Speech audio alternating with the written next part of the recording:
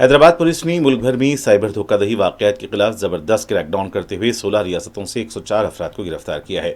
Commissioner police Hyderabad V C Sajjanar کی قیادت میں D C P cyber crime V Arvind Babu اور joint commissioner police special branch Vijay Kumar کی ٹیموں نے 16 ریاستوں کے ساتھ رابطہ کرتے ہوئے بڑے پیمانے پر کریک ڈاؤن کیا ہے۔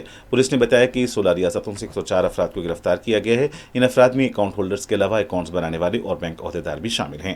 گرفتار شدگان کے پاس سے 36 لاکھ روپے کی نقد رقم، 200 موبائل فون ضبط کیے گئے ہیں۔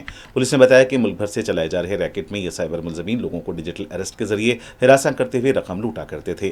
گرفتار شدگان 1055 دھوکہ دہی کے کیسز میں ملوث بتائے گئے ہیں اور ان کی طرف سے مجموعی طور پر 127 کروڑ روپے کی رقم ہڑپ لی گئی تھی۔ 141 سم کارڈز، 234 ڈیبٹ کارڈ، 26 لیپ ٹاپ، 56 کمپنیوں کے اسٹیمپس بھی ضبط کیے گئے۔ پولیس نے بتایا کہ ان ملزمین کی گرفتاری کے لیے 32 ٹیمیں تشکیل دی گئی تھیں۔ 10 دن کے اندر یہ کارروائی کی گئی۔ 86 ایسے اکاؤنٹ ہولڈرز تھے جن کے اکاؤنٹ میں دھوکہ دہی کی رقم منتقل کی جاتی تھی۔ کمیشن کی بنیاد پر اکاؤنٹس میں رقم جمع کرائی جاتی تھی۔